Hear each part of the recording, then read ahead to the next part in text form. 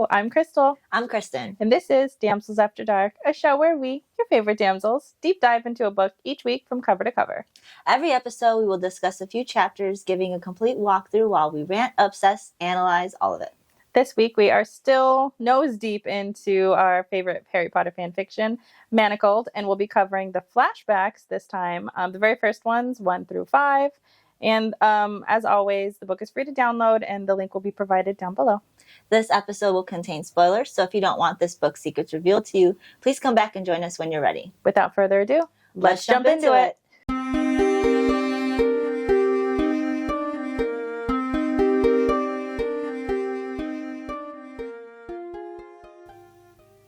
I'm real cozy. So I look cozy. I feel cozy. I feel so jealous. You got this turtleneck up here, and I'm just down all the way down here. I just want to turtle it. Yeah, and just I kind of was wearing a turtleneck last episode. Yeah, but I think next episode I'm gonna wear a black sweater. Okay, with the beads on it. Yeah. Oh, I just bought a black sweater with beads on it that I was gonna wear with my You're gonna wear scarf it next. Okay. Then I should probably buy a scarf instead of making it because I'm way behind in making it. At Target, I bought it for $10. They had all of the houses too, and it's actually not bad quality. It's cute. So next episode, you may see us wearing. We'll be matchy. Yeah. Sometimes it's by accident. Sometimes it's coordinated. I know we got good coordination skills. We do. It's so unintentional.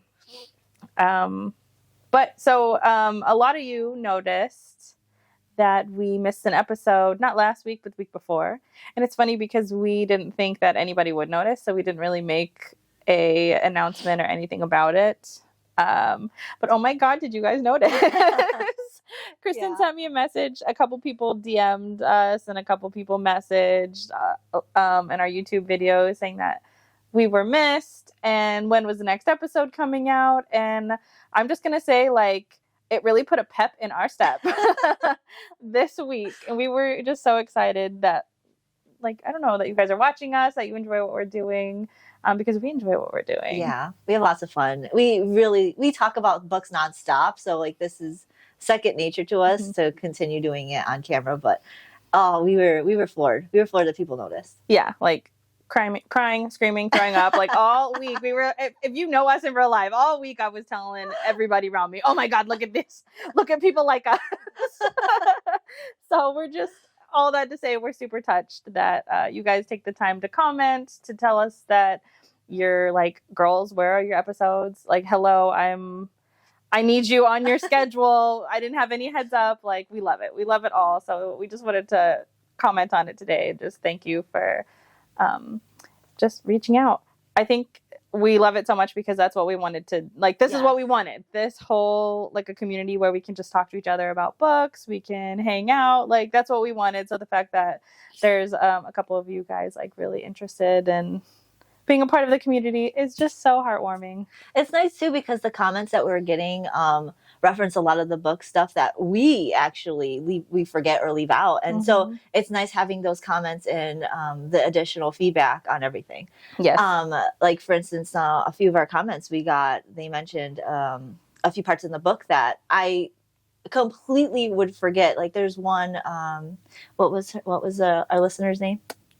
Carmen Jones 06. Yes, thank you for commenting this because it made me remember the time when Hermione was first mentioning her smell of love the scent of their love potion in one of the original series of Harry Potter. And she was talking about how it smelled like peppermint and fresh cut grass, and it changed when she started being around Draco, but she didn't know in this her flashbacks and memories and stuff, she doesn't really know yet until later. But it's interesting that was mentioned because I totally forgot about the sense of the love spell. That's cool. And that it's specifically to each person's liking. That's amazing. So it changes because I absolutely would not have known that. So. Just like the Patronus also changes. Yes. So it's I think because we'll mention that later. But yeah, it's so cool that we get these little comments and more references to everything that we're reading. It's beautiful because there are obviously things that we're going to miss. Yeah. No matter what. Sometimes we're missing it because we just don't know. But sometimes we're just forgetting because there's so much content in this book. There is. And so many details. This is a small detail. So it's lovely that you guys are pointing them out to us because we want to share them as well too for everybody else who is also just as obsessed with Manacled as we are. And Harry Potter too, because a lot of the references and core ideas from Manacled come from obviously the Harry Potter series, and it's nice that Sin Yu still references a lot of she sticks to the actual story, and she adds it to like the potions, the spells, the cast. It's just all great. So, and I love this world. So when it's just a mix of the fan fiction with the original series, it just it's just so great when it connects. And it's so perfectly done. Yeah, like the fact that she's kept exactly. It's like a smooth transition. She nailed it, especially as somebody who's casual. Like I can see, like a casual fan of Harry Potter, I can see the seamlessness, but it's nice to have it confirmed by people who are a little bit deeper into the world that these smaller things are connecting. And for our audience to point it out, for you to point it out, like it all helps the rest of us who are just here because we love Manacled. Yeah. So it's lovely. But I'm so excited to jump into the flashbacks. Oh my God, yes. They're the best part. They're my favorite part. And if you have it in a binding, the second book, which is the flashback, is so thick. It's the meat of Manacled. And it has a new cover too. Well, yes, I guess if you new illustration. If you bound it in 3, some people bind it in 1. I know it's called assimilation. I never could say that word. Oh, I didn't know it was a name. Yeah, it's a specific term for when you decide to put all the writings in one book instead of separating it. Interesting. Okay. Yeah, they do it for a few other books too. Oh, and even manga and comics. I have to imagine that it's about the size of a dictionary. Like to put all of these 3 together. Oh my God. Yeah, I wouldn't want to read it like that. But so it has a separate illustration specifically for, and even in the book, the back and the front, the ending of the flashbacks and the beginning of the flashbacks, they have separate illustrations. So the back of this book has a different illustration as well. But yeah, no, this is my favorite part of Manacled, the flashbacks. Yes, it just puts everything together. It's perfect because, like, obviously you can't we don't know what's going on with the flashbacks without knowing the trauma she went through. So it just ties it all in so nicely, and I love it. And what's perfect about the flashbacks is that as you're getting deeper into the story and deeper into the things that are going on, you just have nothing but the lingering understanding of what is happening in the present. Yeah. Like that's hanging over everything like a dark cloud as you're moving through this. Yeah, because she's passed the fuck out right now. Yeah, she's what, like almost like I think she had a seizure or whatever when she. Yeah. So she's out. She's dreaming this all over again, experiencing it. I should say. Yep. So it's great. And where did we leave off? So she left off with all these memories trailing back to her because she passed out. So it was the last quote Draco said that I will kill everybody in the order for you if something happens to you. And we know that she's pregnant. Yeah. He became wildly protective and slightly more affectionate to her. He's been less mean to her. He's sort of been by her bedside as she's was super ill through her pregnancy, and then she passed out. Yeah. And boom, here we are. She was having issues with before she went into her flashback. She was feeling the mental memories break, and so that's what she was experiencing right before she passed out. Was all these memories flooding, different parts of her memories were coming back. But the last and obvious one was the Draco one, where now just by that last memory that came back to her that she knew Draco during the war. So this is now, these flashbacks are during the war. Not so much right after the Battle of Hogwarts. It says in here that it's 3 years earlier from when she's passed out, 6 years after the death of Dumbledore. So it says the date of March 2002. So that's where we're at right now. And in this, it starts off with her having just got done with a meeting, an order meeting. And just so you know, we're going to kind of just go over these order meetings because we already know from numerous occasions that all they did was treat her like shit. Because she even knew it prior to her flashbacks. She was just being treated like shit the whole time. They were giving her shit about wanting to do the dark arts.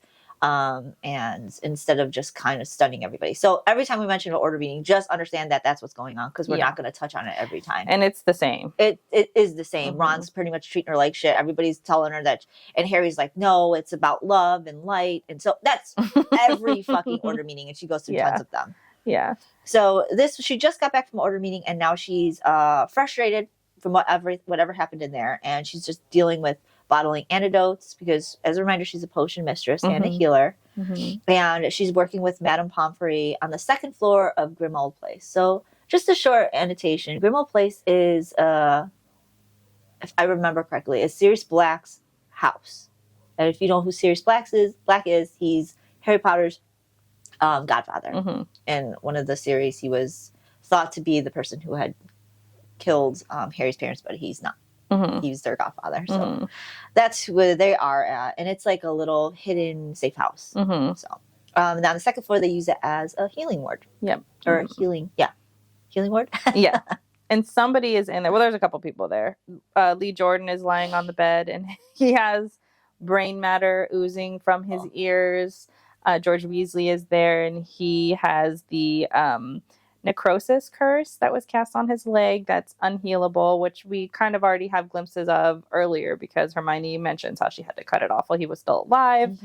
So those things are happening. Also, there's another one where a Death Eater had conjured a porcupine inside another girl. Belly, yeah, that is imaginative.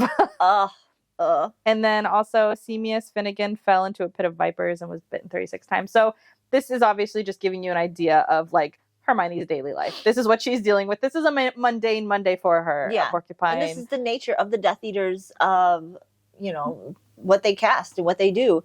So like everybody's getting stunned on the Death Eater side, and then here we are getting these on we as in our resistance. I ain't on this side. Hell no. Well, I mean, I'm doing the POV of Hermione. Our POV of Hermione, we're on the resistance side, and she's dealing with this shit where she's seeing everybody coming back in a horrible position where they're not saving themselves. So this is just a tidbit of what she's having to deal with. And things that are almost uncurable, like brain matter oozing out of your ears. Like some of these you're just not going to be able to cure, or you're going to have to take an entire leg off while the person's alive. Like it's not even. How does anybody like go through this and while they're in there sitting in the infirmary, which I guess you would call it, is like how would you be like, oh yeah, I still just want to stun these people.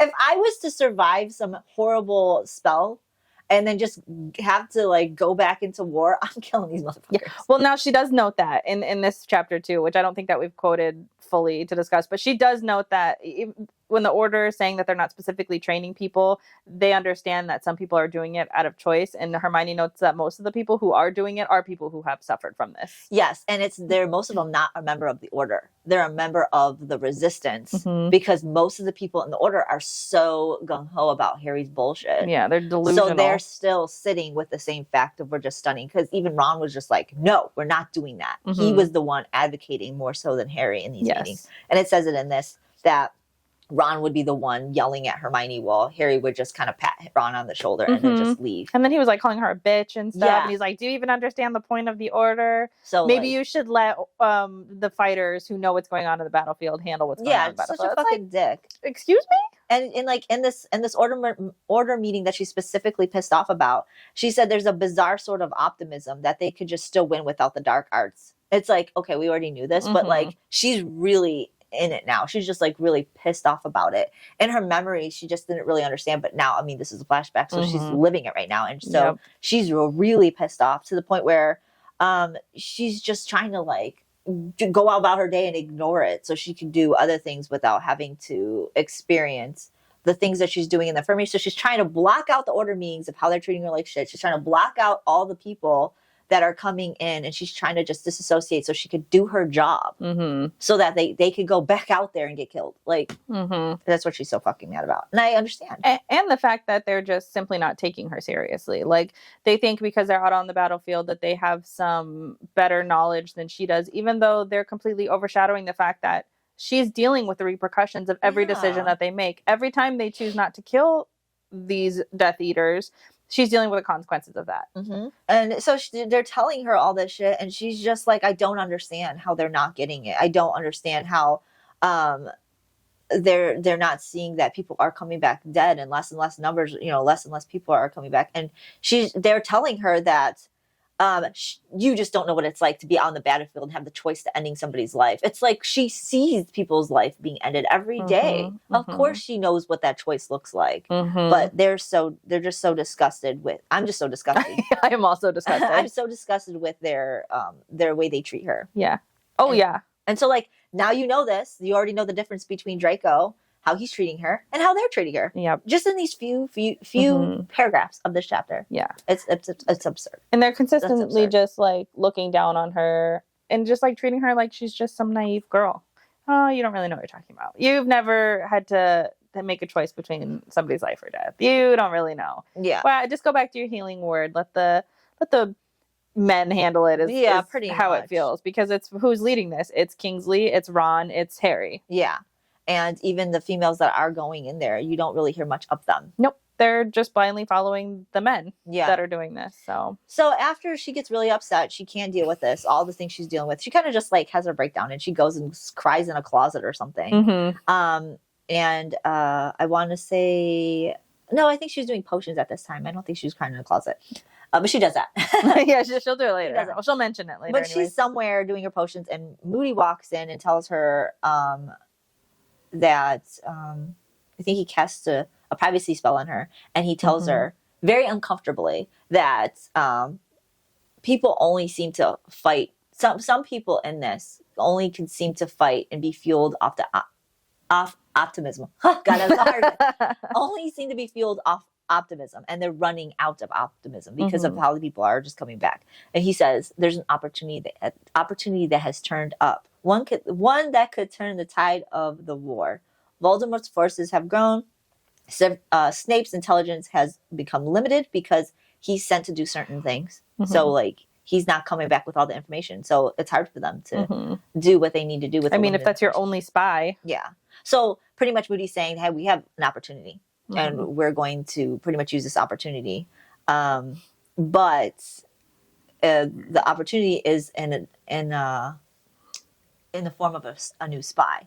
And this new spy is asking for her specifically. He's high up in Voldemort's ranks. Yeah. And they definitely use the intelligence. However, this new spy that is willing to turn on Voldemort, they don't really know what his motivation is, but they can't turn it down. They don't want to turn it down. So he's specifically asking for her, and it's Draco. So there's your connection. We're already starting off strong with starting off right away. Yeah, this is like the first page. So yeah, Hermione's like, why would he turn for us? Like what would be the reason? And that's when everybody's just like, we just don't know. We don't know why. But if he's asking for you, we can use that. So. And now he has conditions to this. So he wants a pardon, and he wants her. Yeah. But he wants her willingly, and he wants her before and after the war. Which we already know Draco is not the kind of guy who doesn't like to do things. He doesn't like rape. He doesn't like... He doesn't like daddy, maybe. He's sort of. When it comes to SA. Yeah. That's not his thing. He really wants you to come willingly. Yeah. Which is great. Yeah. we love the willing. We love the willing. We love a consent. Yes. Oh, that's my favorite. Yeah. Bad boys with consent. They will slaughter anybody, but they will not touch you unless you fully consent. Yeah. I mean, willing. I willingly. I'm here for it. So one thing though that she does say is, well, she's thinking internally, right? Because she hears this, and obviously this is shocking news, and she's just thinking like, why would Malfoy want to switch alliances? The cause of the war could really solely be placed on his shoulders because he killed Voldemort in this world. So like, what would cause him to switch his allegiance? Yeah, they don't know. Which is a huge question. She's constantly pondering that. They're all pondering that because like he could easily be doing this for fun, she says. He could be easily just doing this for a good time. Maybe he's doing it to be a double agent just so that way he could go back and tell Voldemort everything, so he can also continue to rise in the ranks. Yep. And so she's saying that I'll do this as long as he doesn't interfere with the things that I'm doing for the Order. So that's what she tells Moody to go back and tell him. And if he's willing to do that, she's willing to do. And also Kingsley sort of reassures her that Snape believes that it's a viable offer, that he's not going to be a double agent, because Malfoy tends to act very much in his own interest. So he seems to follow the Dark Lord, but not because has any loyalty. Not because he loves him and he truly believes in his vision of the future. No, he has his own agenda, and though we might not know what that is, it's certainly not the love of Voldemort. So he believes it's a credible offer. And he also notes that, well, he saw you in school. Like you had his attention a little bit in school, so maybe that's why he chose you. And I love, and we'll get to it, but the conversation that she has with Snape later about this is so fucking funny. It is. It's great. But like, so Moody tells her, hey, nobody knows about this. Keep this quiet. The only people who know are Kingsley, Moody, Minerva, Snape. I think that's it. Yep. I don't think there's anybody else. So Moody tells her that in this privacy room. Don't tell anybody. Keep this quiet. And she's just like, okay. So like, yeah, after that, after she gets out, she just constantly is thinking about the whole Draco thing. How could he be doing this? Why would he be doing this? And she's just like, okay, well, I love how she says it. She's like, it's like a king demanding a tribute because he was fascinated with her. It's like a king demanding a tribute. You really put him high up there. A king, okay. Well, she also knows that it's like he has managed to be, it's because it's 6 years. Yeah. It's 6 years after Dumbledore dies. He has 6 years to get to the status that he's at. And he's young. And he's really young. Because this happened. And he's gorgeous. Yes, and yes. I can't help it. Because this is I'll just talk about Draco. This is where it starts. So it's fine. It's fine. Yeah. We're not going to hold back on our love for him. Clearly, we're fans. No. Big fans. Huge fans. But she certainly had his interest, I guess, at some point in school or whatever. In a different kind of way, because like if you know the Harry Potter series, this is where it stems from, because she didn't see him since school. So you're going off of the Harry Potter series at this point. And Hermione and him had like an issue, and she's pretty much saying that Harry was his target. I was just a side note, a footnote in these these bullying attacks that he was doing. But still, there was, even in the series, in the books, like he was really weird about Hermione. Yeah. He was really weird. He always kind of went after her for being a mudblood, but obviously that was his father's. He was his his father's shadow. So, and she notes that too. Like, why would he do anything? His father, his father's on the side of Voldemort, and she gets into it a little bit more later. But like, she just can't understand, where is this motivation? Where is it coming from? But yeah, she just thinks that, okay, this is just about his fascination with me in school. And when they say fascination, they don't say it's he liked her. No. It was because he didn't like her. He didn't show a tendency to liking her. It was almost akin to, go back to Cruel Prince, how Cardan was really weird and didn't understand his feelings for Jude. Yes. And it's almost like that in this, when you mentioned that Draco had this fascination, like he didn't understand his feelings for Hermione, and that's why he acted out. Yes. And the only way he knows how to act out is to treat her like a mudblood. Because that's all he knows. Yeah. So Kingsley, Moody, and Snape all kind of talk to her about that, but Snape does it in a little bit more in depth. I love this conversation with her. He's such an asshole. Yeah. So she tells Moody, "Hey, I really want to talk to Snape about this." And I think he tells her, "Okay, I'll go ahead and schedule a meeting." So yeah. So Moody pretty much tells Hermione, "Okay, I'll go ahead and tell Draco, and they're going to set up a meeting for Hermione and Draco." And he does set up a meeting with Snape and Hermione too. Yeah. So, but before she goes to that meeting with Snape, she does the most Hermione thing ever, and I'm here for it. She goes to the library. Yes. And she gets a bunch of books. She gets books on war, philosophy. What else? What is it? Psychology. She gets all of the books so that she could. I want to say she says children in war or something. Yeah, I think she gets that one the second time around. Oh, okay. Yeah, but she does go for all of these books so that she could prepare herself for the mission, because she notes too, as she's like heading to the library, that she understands that once Malfoy has her once or a couple times, if he's just being filled by revenge, then it's going to be easy for him to just be done with her. And so the point is that she needs to hold his interest so that they can gather as much information as they possibly could.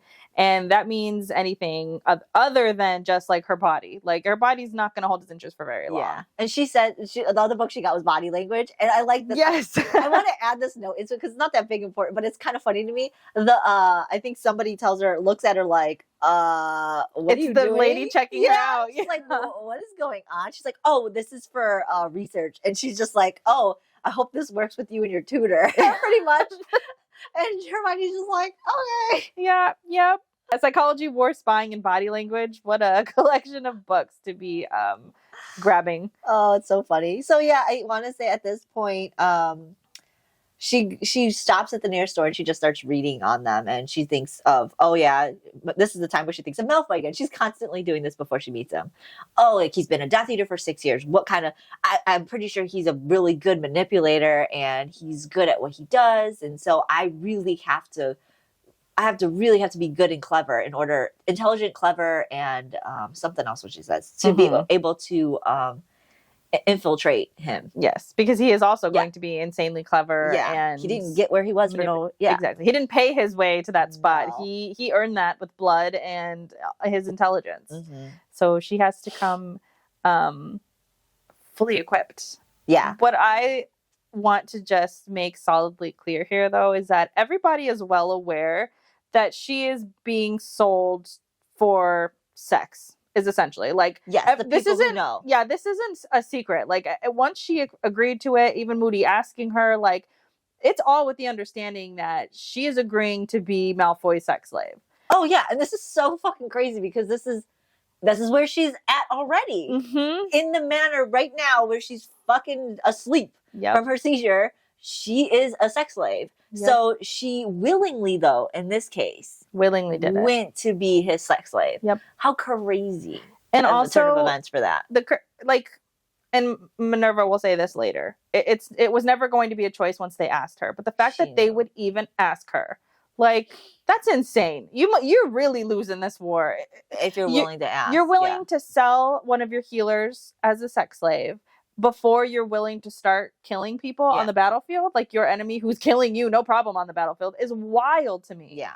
And that hangs over this the entire time. Every conversation she has, the conversation she's having with Snape, the conversation she's having with Kingsley, it's so tainted with this disgusting. Yes. They all know, and they're all like, yeah, we're okay with it. What's crazy to me, too, is if you go back, I'm going to go back a little bit. When, before her flashbacks, Draco tells her that she was willing to whore herself out for Harry. So it has a different meaning now. Yep. And also, I'd like to touch in, why is Draco pretending she doesn't know her? There's something crazy. Like, let's add that in there because obviously he hasn't met up with her yet. Yes. But we know that he specifically asked for her and also puts a whole new meaning on when he was drunk and kissing her and said, I wouldn't have chose you. Yes. If I knew you would be my undoing. Yeah, pretty much. But yeah, so I just wanted to touch on that before we keep going because it just gets good. So I didn't want to stop what we were talking about in the future in our next Yeah. So I just want to throw that in there. But yeah, so she just thinks on Draco while she's sitting down. But then she gets up and she heads back to Grimmauld Place and she notices that Lavender's leaving Ron's room. If you know that in the books, Lavender had a thing with Ron in the Harry Potter books. I did not know that. Very, very briefly. Okay. It was before Hermione was really jealous in the books or in the movie. I can't remember how jealous she got in the book. She was upset in the books. And this is important because this has to deal with the hummingbirds. So she got really upset with Ron for kissing Lavender. And so she goes away. And she summons hummingbirds. I believe them to be hummingbirds. Note that. Yes. That's important. Yes. So that's why I wanted to bring this up real quick. So Lavender leaving Ron's room. It's cool at this point in this book, though, because she's so, she don't give a shit. They've grown so much that doesn't bother her. She also mentions that Ron has several girls that he rotates. Yeah. And that's just the way he handles things. Harry smokes. he has sex with random girls. A few other people just like come back with broken noses and bruises because they just want to fight. Mhm. So everybody's handling it differently. And Hermione handles it by obsessing over her potions and Mhm. her healing and all of that. So yeah, she goes back to the place. And then Lavender is leaving. And then she goes in to talk to him about essentially what happened with Bellatrix and when they were rescued from the Lestrange Manor. So I also like to note that in this they were at the Lestrange Manor, but I want to say in the books and the movie they were at the Malfoy Manor. Yeah, I think they were at Malfoy Manor. So which makes sense because the Malfoy Manor isn't destroyed. Mm-hmm. Which, yeah, I don't want to say it. But in this one, the Lestrange Manor was destroyed. They talk about how Ron tells them that, it was a freak accident. Yes, from one of the Death Eaters. So essentially, Ron and Harry got captured. Ron changed Harry's appearance so that they couldn't tell that it was him. Mm-hmm. And then Luna went to go get the order members, brought them back, so they did a rescue. They rescued everybody, and on their way out, one of the Death Eaters, I think it's Crab. It's Draco's best friend. Yeah. Cast the fiend fire, and he lost control of it, and it killed Narcissa. Oh, that. Got lots of names up in my head.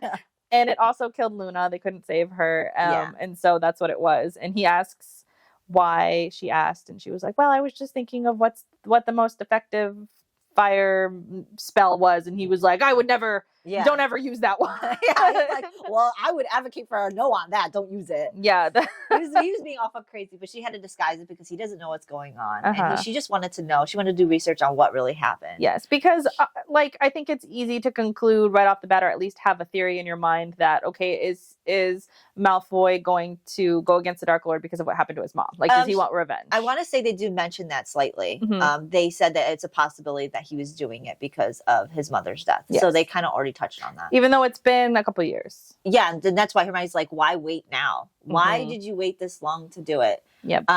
Which makes sense. I would ask the same question, but Yep. you never know. Maybe that was his ultimate goal, was to get closer and closer because he had to do it at the right moment. So after her conversation with Ron, then she heads back to her room, and Ginny and Harry she catches them sort of, I want to say, like, making out, and they were like, I was here because blah blah blah, and I think Harry leaves real quick because it's Ginny's and Hermione's room, and Harry skirts out, and they're making excuses for why he's here, and Hermione just notes again that their relationship's fragile. They haven't really talked much since, but even her and Ginny's relationship is also fragile. Her relationship with Andrew, she's just on the outskirts, which we've known. Yeah, but here's just a flashback example of it. He just sort of rushes past her, and that's the end of flashback number 1. Yeah. Oh my gosh. Flashback 2. We're going to get into it. Flashback 2. It's happening. Yeah. Flashback 2 and 3 is where it's at. Yep. I mean, after 1 is really weird. Yeah. But like, we're getting... Get closer. Yeah. So I need to take a break now. Because I need to think about this for a second. Woo! I know. But about to get steamy up in here. Yeah, it's going to. So, it's still March. I like how she mentions what month this is. So in Flashback 2, it's still March, and Hermione's just researching. Yeah. She's still reading books. She's up and noting a few things that, like, a lot of people, there's a couple people in the order who are insomniacs. She's one of them. Harry is also one of them. And she says that she sees him up a lot, and she has had a conversation with him where he says he isn't sure anymore where his nightmares are stemming from, whether or not they're Voldemort, whether or not they're from all of the things that have happened during the Order. This is also the first glimpse that we see of what happened to Colin Creevey. Is that his name? Yes, Colin Creevey. That he was the first person that died within her care, which I think that we knew, but she gives more detail here about what exactly happened. Yeah. And essentially, he got hit with a killing curse, or a slicing curse. Yes, a flaying curse. Yeah. And sad. This is horrible. It's disgusting. It fillets his skin over and over and over, and it flayed it all the way down to the bone. And so he died. She describes it as he died with wafer thin cuts of skin all the way down to the bone, and he was in a pool of blood, and she couldn't heal it because every time she tried to stitch the skin back up, it would just keep flaying. And when Yeah. she left it alone, it went all the way down to the bone. So they literally had to sit here while one of their friends screamed in agony for what I can imagine is hours. Because if we're talking wafer thin cuts of your skin until you die, that's horrific. Yeah, there was no counter curse, no cure for that. But because of that, Hermione, that was her first invention of a cure, or a counter curse. I don't remember which one it was, but she was able to get that fixed after that experience. Colin Creevey is also the little kid who was the person who wanted to take a picture of Harry. Yeah. And I want to say, I don't remember what movie. I always get him on. Now I say Goblet of Fire, I think it is. Yeah. I want to say he looked really young because I had to Google him because I wanted to know what he looked like. Yeah. Oh my God, he's like a little kid. He is a little kid. Obviously, they're older in this, but he's I would say a first year when they were third year. Yeah. So he's a couple years younger than them, but still, like in my head, I always see the little kid with the camera just wanting to take a picture. No, it wasn't. It was the second book. It was because it was the Chamber of Secrets. Okay, yeah. I was gonna say he looked really young in the picture that I saw of him. It was the Chamber of Secrets because that's when he was stunned, and he was stunned with the camera. So I always see that. It's just like, oh, Colin Creevey died of a flaying curse. It's so the worst. That's got to be one of the worst ways to fucking go. Yeah. So also this put in Hermione's mind that this is definitely something we need to start fighting more against and start using dark magic. And Harry with the complete opposite. He's like, this is the reason why we shouldn't use dark magic. So that was the pivotal moment. That split them. Yeah. Now, Hermione does say, like, she understands Harry's point of view and why he flipped the way he did, because in his opinion, what killed dark magic or what defeated dark magic was love. So she understands that that's why he went that way. And to her, she does say, like, this was the moment she fully realized what they were up against and that they were not prepared for this. They were not going to defeat this, that they had to look at the war a little bit more realistically. And of course, that's what severed their tie, I would say. It's crazy because, Hermione keeps thinking back on that. She doesn't want to think back on it, but she does. And so she gets lost in thought and she gets really upset. And so she starts taking it out on everybody who comes by her way. And I think Fred at this point was pretty much like coming over to her to talk to her. And she snaps at him like really bad. And he goes, "It's okay. You're allowed to have a bad day. It's okay." She snapped. And I think it's so funny because why? Because he was, I think it was his brother, wasn't George? He was in there to see George and he was like, "Yes, can you play the naughty nurse for him?" And she snapped at him. It's just like, it was just really bad timing on his part because she's going to be sold off for sexual reasons. And she's like, and she hasn't had any sleep. So she's like, fuck you. She's had enough. And Fred's like, I'm sorry. You must have had a bad day. You can have a bad day. You're allowed. But that's just bad timing on his part. I know. Fred and George, though, they're always like that anyways. They're clowns. So, but that's funny because it's such bad timing. Unbeknownst to him. He had no idea. But then, of course, Hermione is lost in thought again while she's doing this. And she's thinking about how she came to be. So that's a little history lesson on Hermione and what happened after the war. So, or during the war. She became Madame Pomfrey's apprentice. She was secretly sent away, which we already know all this. And it gets a little bit more in depth on how the hospitals that she was being trained at became destroyed. We mentioned the same thing, that one of the healers was coming back, apparated in, brought a Death Eater, and it killed everybody. Like the Death Eater in there killed everybody because he brought back other Death Eaters. Horace Slughorn was one of them that died. Horace Slughorn, just briefly touch on that. He was a professor that told Voldemort when he was young, Tom Riddle, about the Horcruxes. And so, Voldemort, when he mentioned in the Manacleds, in this book, he talked about how he believed that Horace Slughorn was the one who must have spoke. So that's what he mentioned. He mentions about it's the Horcruxes he talks about. But Horace Slughorn is dead during that time. And then she talks about how Snape trained her in potions, and that they had this camaraderie, this respect after dealing with each other for so long. And he told her how to deal with deconstructing curses, develop counter curses, and that's when she developed the first flame. Would you say it's like I don't know.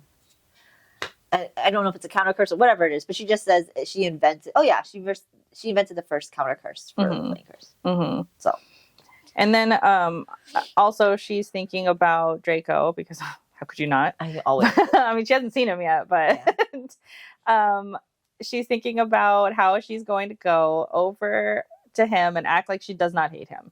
Because she, of course, blames essentially the start of the entire war on him. She doesn't know how she's going to keep his interest, how she's going to be able to stuff her feelings down and maintain kind of her duty at this point, what her responsibility is.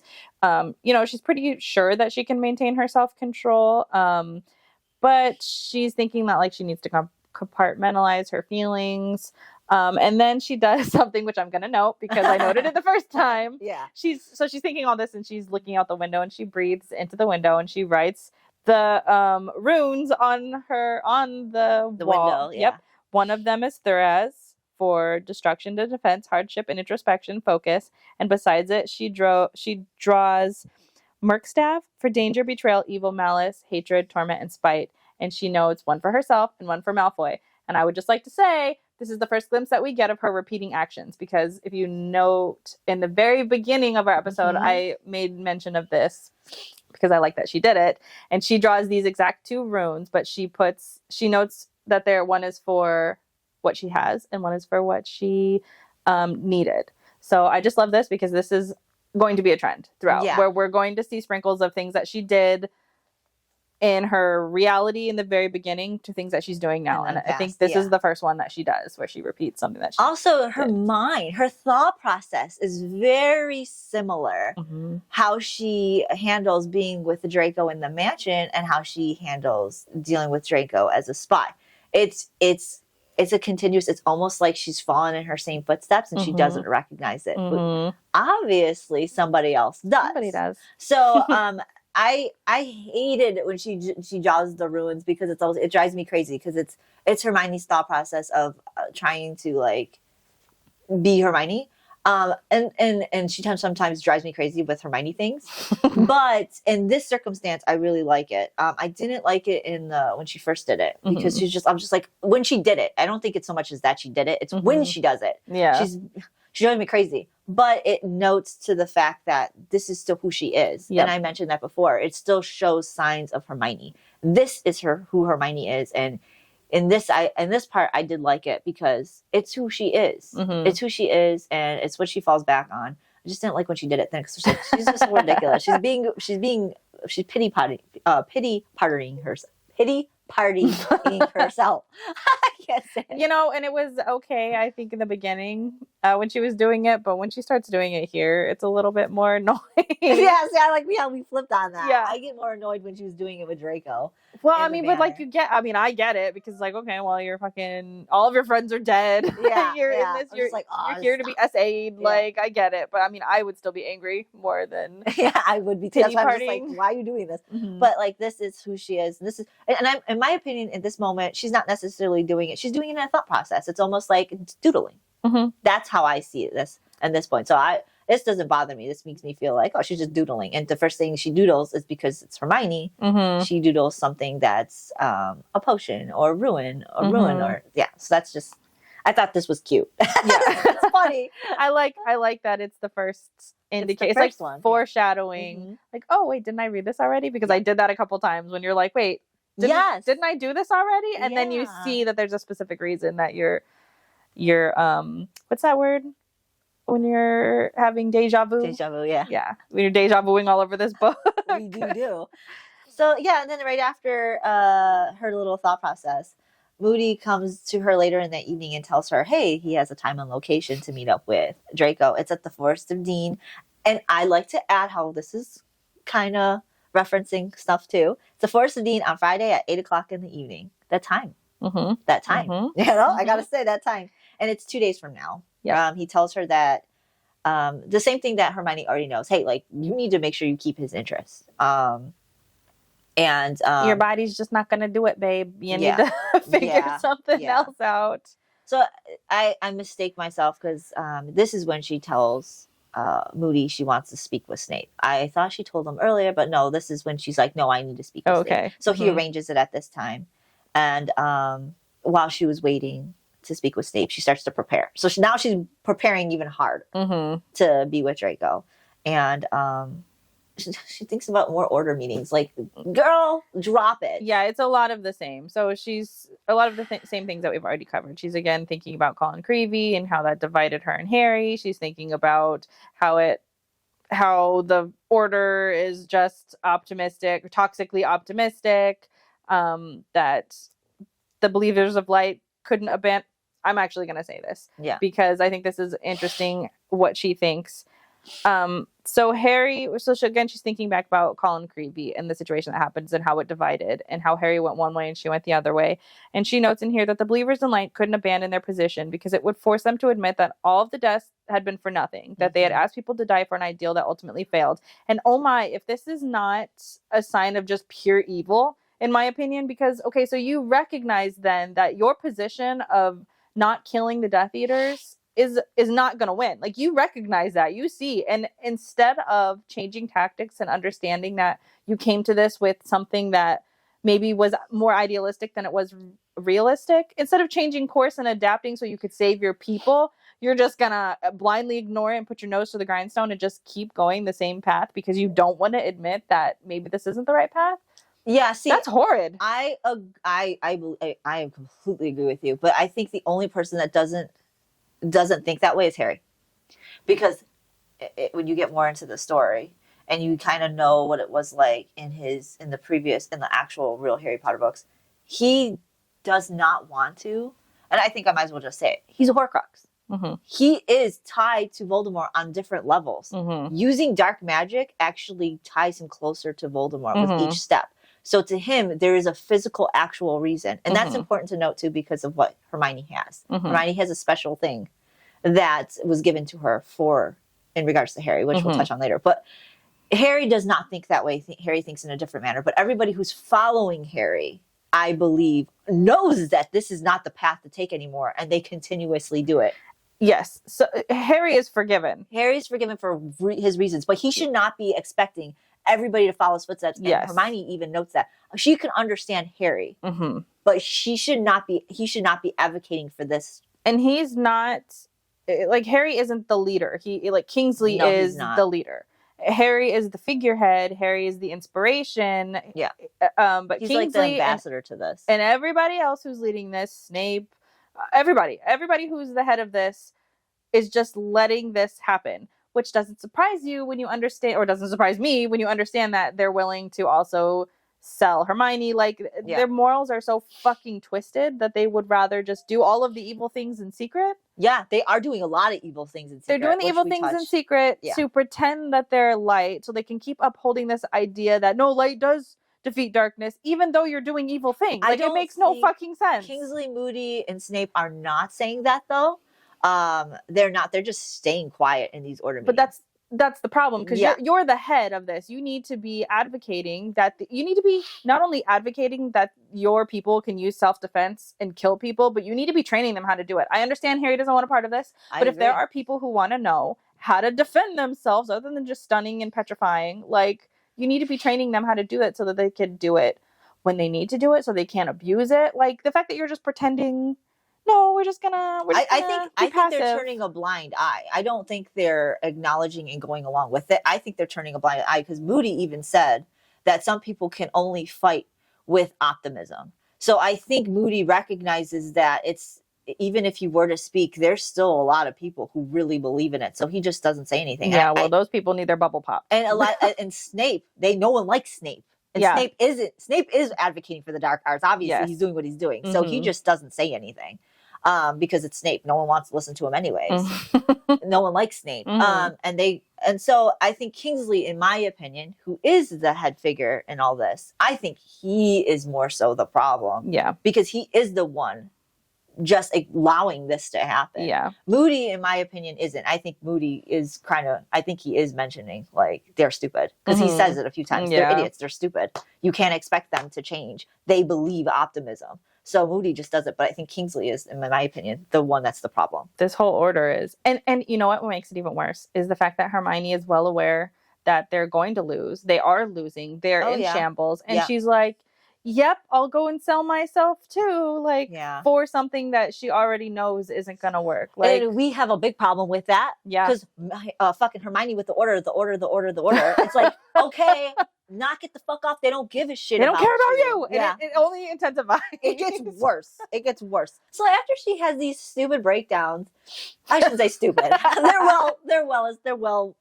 They make sense. She's facing a lot. Okay. Yeah. So she has this breakdown, but she goes hide in the closet. And she's having a complete fucking meltdown. And Snape found her. And after insulting her for a little bit, he tells her pretty much that the Order members are stupid. And, you know, he helps her regain her composure and get her off her feet. And the next meeting, I should say, he gives her a book on occlumency.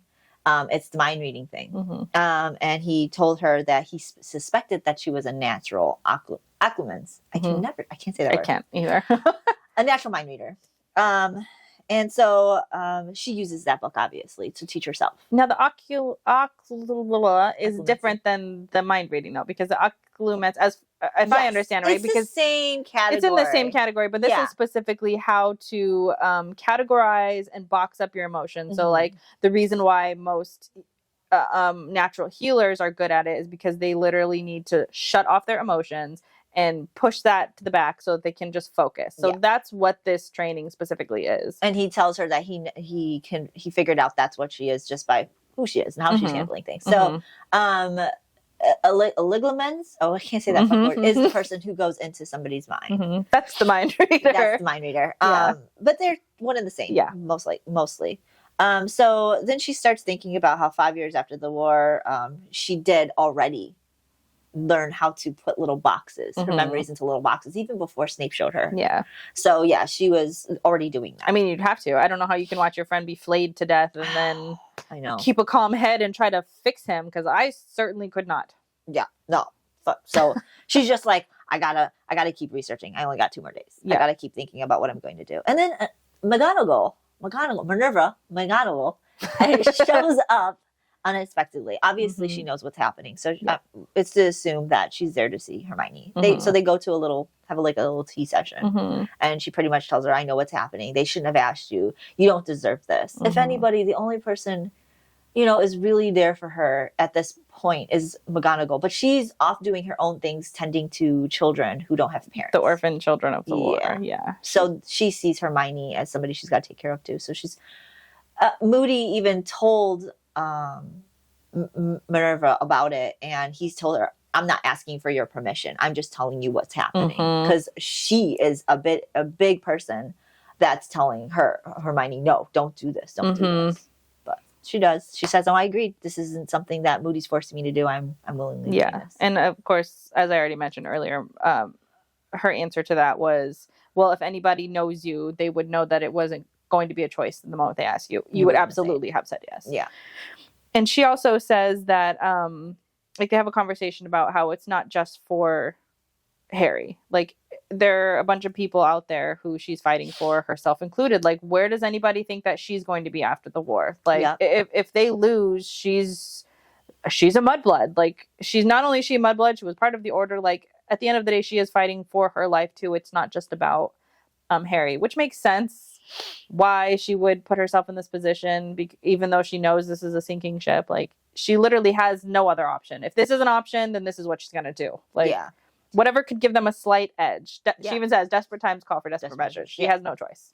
And then, like, after her meeting with Minerva, she has this little thought process about how Draco, which is a really cool insight on it, how Draco is actually more deadly in a sense than Voldemort himself, because Draco killed wizards, great wizards, starting at the age of 16. Whereas when Voldemort started killing people, he was 17 and he killed an innocent girl in the bathroom. Privately, when nobody could see him. Yeah. Like, the difference in, like, actions it's crazy how Draco was already going to great lengths to be so-called evil, if you want to put it that way, compared to what Tom Riddle was doing. But I'd like to say, on his defense, he was already being trained by murderous, crazy lunatics. Yeah.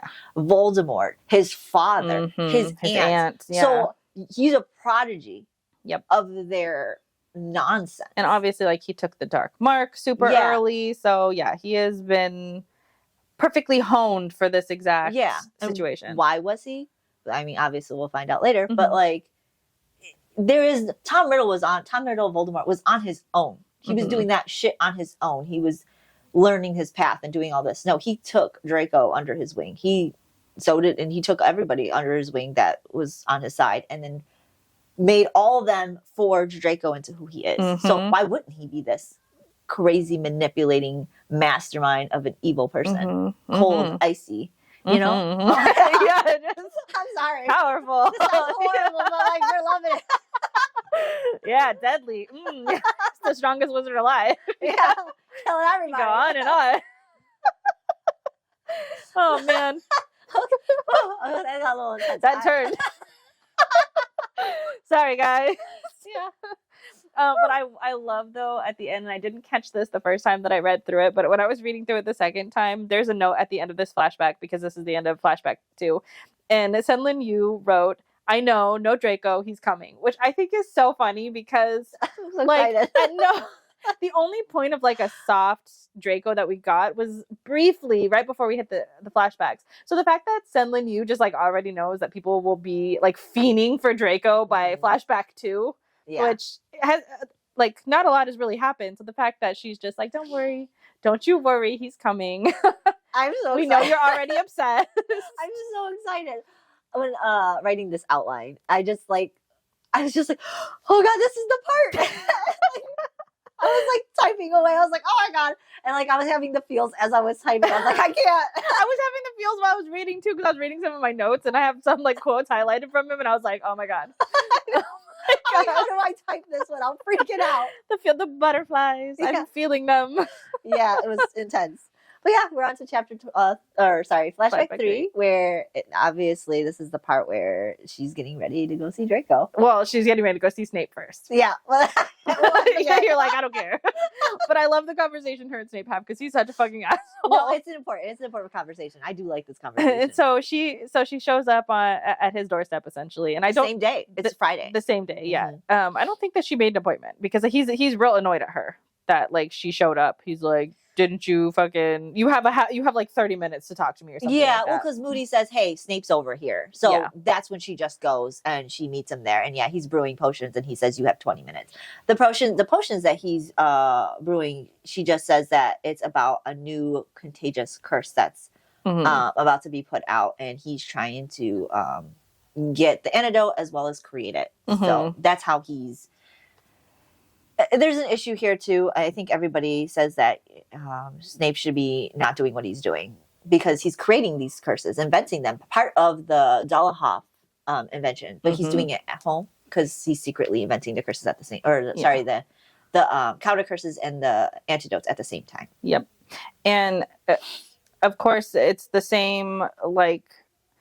The same issue that people are having with Hermione is the same issue that they're having with Snape, right? Like their argument is, well, we wouldn't have to be using his counter curses and his antidotes if he wasn't inventing these. And she's just like, they're just so dumb. Yeah, like, whatever. Well, if he wasn't doing it, then somebody else would be doing it, and then they wouldn't be giving us the. Like, they're just so one-dimensional. They're just like, they're not thinking that you're either black or you're white. There is no, like, they're not in thinking between. That there's other things that have to happen. Like I said, you have to get your hands dirty in order to protect the innocent. Yeah, because if you're fighting against pure evil, of course you're not going to win by using only good. You're going to have to get your fucking hands dirty. And it's beneficial for you to have the person who's making it also be on your side. Yeah. Like, yeah, it sucks that he has to do that. It sucks he has to do evil things. But, like, the fact that they're not revering the people who are doing the real hard work and instead are casting them aside as like traitors, they're trash. No, and they're like so high and mighty on their fucking throat. I only petrify people. I'm the lightest of the light. Like, fuck off. Like, I'm so annoyed with all of them. The whole self-righteous bullshit. I can't stand it. I hate self-righteousness. Like, shut the fuck up. And you're literally not doing anything. You're so self-righteous, but you're not doing anything. But here you have these people who are doing the hardest job here that are actually making a difference for you to make up for your lack of That's difference. why I love the morally gray characters, because they actually do the shit Yeah. that they're supposed to do that other people don't. The necessary evils. Yep. I love necessary evils. Yeah. I love it. I could build my life around it. Around necessary evil.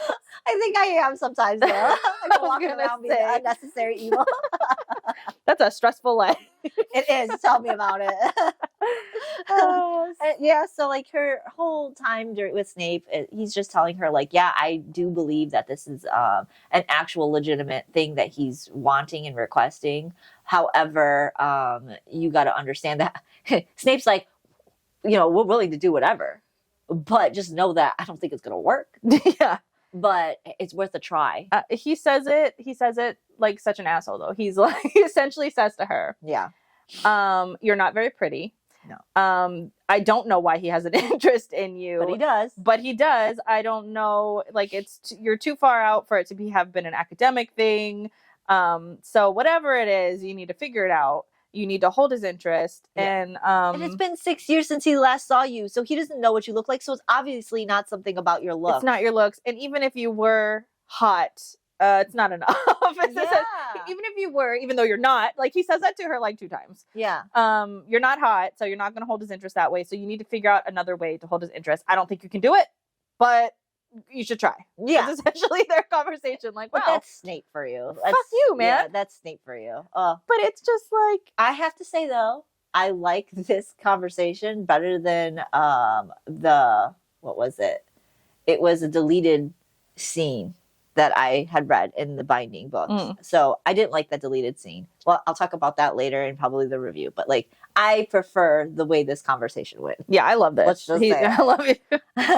It's a good one.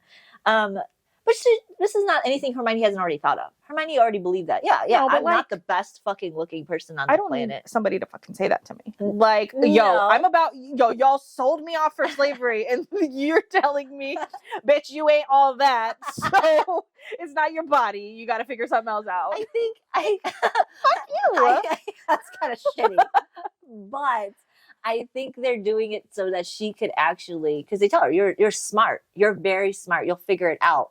That's the way you should have said it. I think the reason why they told her it wasn't her looks, because one, she even says in her flashbacks, and even before her flashbacks, that she looked at herself and she realized, because she said it before her flashback, she's like, I remember having a memory of looking myself and not being healthy, and I am now. And so this is that moment when she was looking at her. She will. But Snape, like, is pretty much telling her, like, hey, I hope you're not completely thinking of using your feminine wiles. Because you have none. Yeah.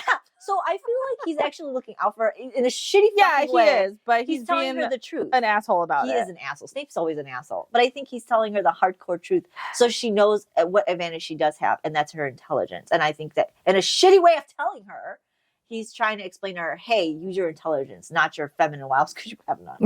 Because you're not all there. Yeah. So after this lovely fucking conversation, she also she goes back to the house after this. Yeah. Now she knows. She's like, okay, well, I'm not pretty. I'm not sexy. So I have my mind. I'll go and use that. But with this in her mind, she does go. She takes a shower and she is looking in the mirror to kind of take all of this in, what he said. As you would do. Because if somebody had told me this shit, I would be standing in the mirror like, well, fuck, what can I do? I would be like, I don't know what the fuck they're talking about. I'm great. I'm fucking top notch. Draco would be lucky to have me. That's how I would be. I'm absurd. So, like, don't listen to me. But yeah, she's just like looking at herself, kind of like even bringing herself more down. She's like, oh yeah, they're right. Yeah, I'm scrawny. Scrawny. I'm skinny. Yeah. But she's putting everything else ahead of her. She's putting everything else before herself. So of course she's gonna look like that. And when are you gonna have time? And it's not like they're eating good, I'm sure. No. It's not feasts for days. No, they don't have the money. Stress. Yeah, they don't have the money. The stress, so I'm sure, she's not in tip top condition, but like even more point to just not point that shit out. Like, fuck. Anyways, she does start talking as she's dressing. She's glancing in the mirror and she's playing with this amulet that she's wearing, and she's talking about I'm really trying to picture this though, because it's a tiny throne rested upon deep scarlet stone, a sun disk fitted between two horns. I really need to see this. Yeah, if somebody I'm could confused. yeah, because like this is the first time I actually paid attention to it. I just thought it was in my head when I first read this. It was just a red ruby in like some kind of like casing. I also was picturing it like very simple, and then when I reread it, I was like, wait a minute, this is complicated. A throne, Yeah. sun disk between two horns. And if you you know, in the future, we'll probably touch on that. Like she does something to it, so it's just like, how is that possible? I don't know. Yep. But yeah, so we'd have to note that. But it's a thing that was given to her while she was working in Egypt. It is the pendant of a set, which is very important. Yeah, and she takes it off, but she doesn't really explain any more than that. No, she doesn't. She takes it off, she puts it in a bag, she puts it underneath her bed, noting that if something were to happen to her, Snape would most likely know what to do with it. Yeah. Okay. We're getting to the good parts now. Ready? Yes. So just so you know, this is where it starts to get a little crazy with the meeting with Draco. So it's her first meeting. And so she's apparated into the town with Moody, and it's Whitecroft. Yep. And so he's there with her, and then he leaves her abruptly to, I think he just leaves her. He just leaves her. He's like, you're here, peace. Yeah, I'm out. Good luck. Yeah, have fun. Because like I'm having fun. Have fun, girl. Yeah, I don't. I mean, what else could you say? Yeah. So this is the moment where she just like she goes off to somewhere. She sits down. Yeah, she starts like a stump. reading her book or whatever. I could not be reading. My mind would be racing. I would probably be biting my fucking nails. Yep, I would be biting my nails as well. Yep. Like sitting there like, oh my God, he's going to see me. And I'm just sitting here like munching on my fingers. I would either be doing that or pacing back and forth. Or kicking something or throwing something. I would have to be doing something. No, she's sitting there reading. Like, how could you read? This is a crazy moment. Like, I'm having... She is an ocular lens. So maybe she's compartmentalizing. She can do it. I don't know. Not me. But yeah, then all of a sudden she sees in the distance a door just appear. And I think a lantern too. I'm not sure. In my head, I'm visioning it. And she's sitting, she sees it from a distance. And Draco is just... hanging in the door frame. He's hanging in the door frame, leaning up on it. I can't. And he's taking up the whole door frame, so she has to like, squeeze past him. She brushes past his robe. He leaves just enough room for her to get through, and like she smells the scent of him. Yeah, she does. Yeah. I can't. I would be this is too much. Now it's worse. Did you just sniff? I would have to sniff him. I would because she notes when she sees him that he's beautiful. He's truly beautiful. He looks like a fallen angel or the angel of death. She mentions that if an assassin's blade had been personified, it would be Draco Malfoy. So yeah, I would probably sniff him. If I saw him and I was like, wow. I love that she says he owned every inch of his stature. Yeah, he did. It was an additional testament to his superiority. He stared down at her. It was, oh my God. You're telling me as you brushed past him, you wouldn't just inhale? I didn't say I wouldn't. I just couldn't believe you did that. I was envisioning it, and I was just like, "Did you do that sniffing for me?" Oh. Yep. The fact that she says he owned every bit of his stature, I was just like, "Oh, yeah, he did. Heaven." Yeah. Yes, he did. He owns it all. He owns the world. I mean, he owns me. He owns he owns her. I'm here. Wait, before and after the war? You want me the whole time? You're never giving me up. This is fine. You want me on the couch, on the bed? Where would you like me to be? Sadly, though, she enters the room and there's nothing in there besides a table and a chair, which I'd like to add a table. The table. There's only a table and a chair in there. Only a table and a chair. And it references it throughout this time, but the table is it's there. Like, I'm wondering if it's the same table at this point. Oh, maybe. I don't know. Like, he doesn't say, but it is a table and a chair is the only thing that's in there. Yes. And I think when she goes in there, she goes to him. I heard you're switching sides or whatever. I wouldn't even know what to say. So I heard you want to help the order. Like, yeah, that's pretty much what she says. Yeah. Yep.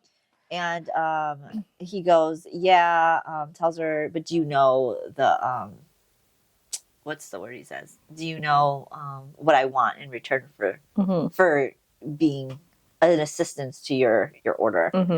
And she goes, yeah, it's me and a pardon. And then she goes, yeah. He goes, now and after the war. She goes, yeah, I swear to it now and after the war. And then she tells him, well, I want you to swear that you're not going to interfere with my my duties to the order. And he goes, oh, I can't. What does he say? I think he just says he swears it, but there is something he says.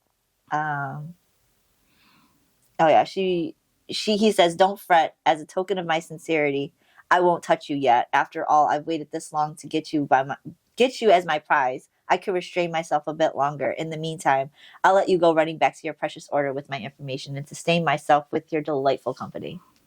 Which, okay, this already I'm calling your bluff, Draco, because you haven't seen her in 6 years. So there ain't no way you've waited this long to get you as her prize. There is no way. He doesn't care. No, no. Sorry. Yeah. Lies. she tells him, well, if this is all good and we're, everything works out, we could get Moody to come and do the unbreakable vow? And he says, no, just swear it to me. And that's when she says, I swear I'm yours. You have my word. Yeah. Which I like, because he doesn't want it forced. He wants it willingly. Yeah. And he wants it willingly. Yeah. And she says, yeah, I'm willing.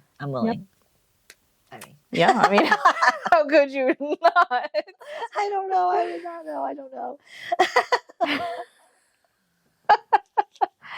know. He also tells her that he wants her to give him something to warm his cold heart, a memory, to keep him motivated. She asked what she wanted, a kiss or a hex. And he goes, I'm all out of, no, he goes, something about, you must be desperate. And she goes, me being here just shows that I am. Well, obviously. Yeah, like, obviously we're desperate enough for me to be here. And he goes, well, I'm all doled out. I'm all doled out, so I'm thinking, I guess, a kiss. This fucking part. I love this part so much. Almost speechless. He wants her to give him a kiss, but he wants her to come to him. And she's thinking, okay, I can't. Okay, I'm gonna have to kiss him. Remember, she hates him. She wants to vomit. She wants to vomit. She's like, this is fucking gross, but you know what? That's what he wants. He's trying to get under my skin. He knows that I don't want to do this. He thinks I'm gonna fight. Yeah, or I'm gonna refuse. Yeah. So she walks up to him and she slips her hands, or I think she asks, how do you want it? Yeah, he says, surprise me. Yeah. And so she slips her hands behind his neck. She pulls him in closer, and she tells herself to think. They look at themselves, look at each other. They look at each other. They're eyeballing. And she tells herself, think of it as if this is somebody she wants to kiss. And this girl, she goes in for it. She gives him that kiss. Oh, she does. She gives him that emotional kiss. She goes in very passionately, holds onto his hair. And Draco is so stunned by this and shocked by this that he pulls her away. And then he's reevaluating now, like, oh shit, this girl's coming in hard. Yeah. Oh shit. The balls on her. Yeah. Like, she really was like, nah. It's not hard when he's fucking hot. She says she wants to vomit, but I think no. She also mentions that he's reeks of dark magic, and not reeks in a bad way. It's just emulating off of him. It's just almost like a shadow presence on him. So who's to say that she's just not disturbed by the dark magic above him? That's true. But she, in my opinion, she don't want to vomit because it's him. No, she's just being dramatic. It's not that bad, Hermione. You could be kissing a frog. He's gorgeous. She also says, the gorgeous angel of death. I know. She also says that he tastes of gin, which is interesting because somebody. That was what she said the first time. That was something, but that was something that she said the first time. But it's also interesting that why is he feeling the need to drink before this meeting? Yeah, that he also needs to calm some sort of nerves. It seems like he's always drinking though. Every time he's in her presence, it just seems like he's always got some. He's got a drinking problem. That's what he's got. He's got a drink. He's holding it together, though. I mean, he doesn't look like he's got a bad drinking problem, but obviously he's drinking, and but it doesn't look like anything's phasing him. It doesn't look like the dark magic's phasing him. It doesn't look like the drinking's phasing him. He's always so calm, cool, collected, and gorgeous. I don't know. But I love his reaction. I love that she comes up to him and gives him this passionate kiss, and he's like, "Oh my god!" Shit, taken aback, yeah. Because he was all bravado in the beginning. He's all, "Yeah, I'm waiting to touch you," and and then she gives it to him, and he is immediately like, "Oh my god, oh, she means business." And then he does pull back, reevaluates the situation, and then asks her if she fought. Well, he goes in her mind. He immediately goes in her mind after that. Does he? Like, yeah. So he looks at her amused, and then you're right. He asks if she fought, and she says no. And then he asked her if she knew occlumency, and she told her that Moody was the one who showed her how to do it, which is a lie. Moody did not. No one taught her. She got a book. Yes. And then he dives right into her mind. Yes. And he doesn't get in right away. No. Because she had her walls up already. Yep. And which makes sense of why she was outside reading and not vomiting on him, I guess, when they kiss. So he goes in there, he's banging on the walls, he doesn't get through, he pulls out, and he says, and that's when he asks, doesn't he, or he's impressed that she has her occlumency walls up. And then as she's replying to him, he dives right back in, finds a crack, and exploits it, and he busts in.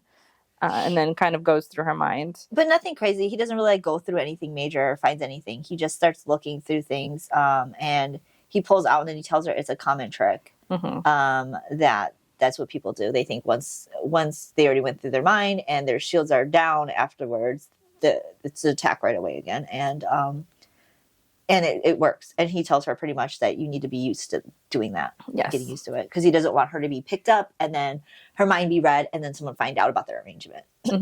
So I think he says here too that he's going to start training her. Yeah, briefly. I think he mentions it. I think he just tells her it's a valuable skill. And so I think he tells her next week that he wants her to start working on it. Then he tosses something her way. And I believe it's a ring. It's a black ring. Oh, yeah, it's the ring. It's the ring. The ring he wore. The ring he wears. Yeah. That we are well acquainted with because we've seen it while she's been over a table. Yeah. And she mentions it, that there was like a glittery presence over it, which is important because even though at this point in time she wears it, it can be seen by anybody. So she's wearing it, and it tells him that if it burns briefly, that they need to meet up, and if it's twice, it's urgent. And so he tells her that he advises her that if it burns twice, to come quickly. And he says that he warded the house too, so that he's gonna know when she appears. So if she needs anything, he can appear, and he'll try to be there as soon as he can. But if he urgently, then she could pop in, and he's gonna know. And they should set a schedule. Yes. And this is important too, because I think it's super fucking crazy how the schedule is the same schedule he comes to visit her. At the manor. Yep. He says 7:30. Tuesdays at 7:30. And that's when he summoned the table. Yes. He would summon the table in her room. Yep. At 7:30. And then when he'd come drop by at 8. By 8. So this time it's 7:30. He tells her, and then she goes, well, what if I can't make it? I think he says it's 7:30 in the morning. And if it's not 7:30 in the morning, to come 7:30 in the evening. Same time. And if she's not there in 5 minutes, he will just leave. Yeah. And they came to 7:30 because she has to go. She told him that she's foraging for ingredients. She didn't say foraging. Oh, no, that's right. Yeah. She says that she sneaks away so she can get potion ingredients on Tuesday mornings at 7:30. Yeah. And he says, okay. And then they agreed on that. He says that he has something for the first meeting, and it's just like blueprints and maps. He basically says that he hopes that Moody has the sense to not use everything he's giving him right now, and then he leaves. Yeah. So that's the end of Flashback 3.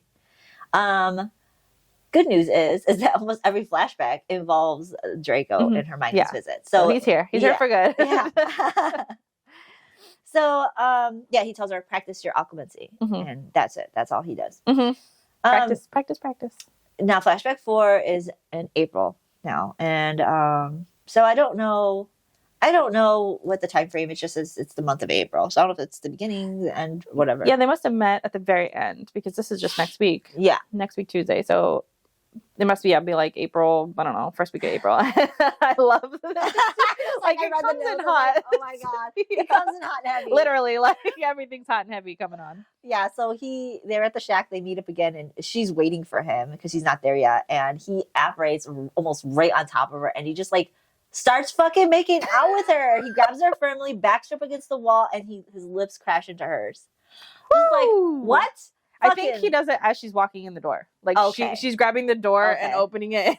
He's just descends on her immediately. Comes right in there. Crashes up against her, pins her up against the wall, starts making out with her. And it's so funny because it feels like she got the upper hand on him, obviously, the first time. Doing the kiss. Yes. And so he gives it back to her. He's like all bitter about it. He's like, this bitch. I'm going to show her what a kiss really is. I'm going to make her shit uncomfortable. He does. And he enters her mind while he's doing it. He like briefly rips away from her, enters her mind, and then fucking as he's in her mind, he's like making out with her, feeling up on her. And she says she's vaguely aware of it. Motherfucker, man. How can... I would have crumbled. This would have been my undoing. I was undone a long time ago. The first kiss when she I don't think we would have left that goddamn shaft for days. Your first kiss? Well, see, but that's different because the first kiss was her power play. Yeah. But this is different. This is him doing it to her. I would have. See, that's the thing. If I would have already known that I am in this for the long haul, he's going to owe me anyways, I might as well just fucking do it now. That way it's not in his hand because you'll know that she gets upset about the idea that she doesn't know when this is going to happen. Then you control it. Yeah. You fucking control it. I mean, the point is to keep him on his toes and keep him interested. So maybe she just didn't want to do it the first time because, well, one, she didn't really feel comfortable with doing it. But like, and it's awkward. It's like the first meeting. You haven't seen him in 6 years. I would be a little less bold than she was, but that's her Gryffindor spirit for sure. Just to make out with him. But the moment he did it back, I would have died. Yeah. This is so insane. Melted. And he's in her mind. And so she can't keep it together. Of course not. No. Who's going to? This dude, man. But what he says to her.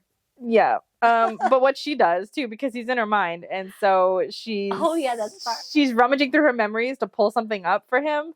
And when she finally gets it together, she pulls up the scene from third year when he calls Hagrid pathetic and she walks up and slaps him. Yeah, I love that that's the one that she pulled. Yeah, he just like pulls back from her and just starts fucking laughing. Yeah, she expects him to be upset. No, he thinks it's hilarious. And I think he even congratulates her. He's like, good job. Good job. Good job. That's so cute. And so now she has like a really bad headache from these mind intrusive things he's doing to her. And so he tells her, I did it to catch you off guard, obviously. And I would not have recovered. No. And so he tells her that, because she's like, if I would have known this was going to happen, should I dress up pretty much? Should I wear stockings? Yeah. She asked him. Yeah. And he goes, no, I like you in your dirty muggle clothing. It suits you and I intend to savor you. Like, why is he coming in so hard today? Dude. This is meeting 2, Malfoy. This is meeting 2. I don't care anymore. I just like this dude. I want to keep him. I'm not leaving this fucking shack. I will be here forever. Fuck the order. They can find another healer. What? They don't even give a shit about me. No, I'm here. I'm going to go where I'm wanted. I'm wanted here. You want to savor me? Sounds like I'm staying. I'm here. What do you need me to do? Yeah, I love it. And then he also he adds more to that too, because he steps closer and he looks at her hands and he rubs his thumb across the ring because because now it was invisible. Now it's invisible. And she put it on her index finger. Yeah. When he gave it to her the first time. And so then he's being all like, let me touch your hand.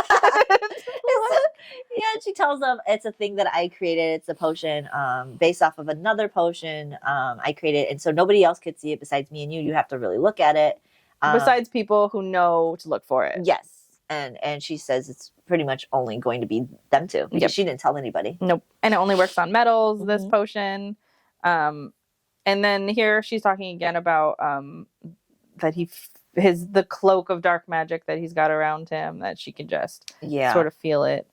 And then they go into training for the occlumency. Yeah, he just notices that she has a lot of memories compartmentalized, and she's so organized. And he said something about he comments about how organized it is. I can't remember exactly what he says. Yeah, he does. But this is an important part right after he pops out of her brain, because he gives her a vial of pain relief potion. Yes. and told her to take it or she will pass out when she apparates. He told her it happened to her when he was in training, which was rigorous. This sounds like a conversation we've had before. Yeah, a very similar one. Maybe when they were in the depths of the Dark Lord's hallway. Yeah, I think he gave her potion and he said the exact same thing to her. And it gets even more intense. It's very similar because she starts asking him about his training. And she goes, "Who did you learn it from? Your aunt?" He goes, "Yeah." And he tells her, she goes, "That's not the only thing you learned." And he goes, "Is there something you would like me to tell you?" Are you needing a confession for something, Granger? Should I tell you everything I've done? He drew closer so that he towered above her and sneered down at her face. She forced herself not to shrink to cover back. She stared up into his eyes. "Do you want to?" she asked. Very similar thing. This feels like the first time I swooned. I know, right? Like when he's standing over her. The exact same wording, the exact same questions. Yep.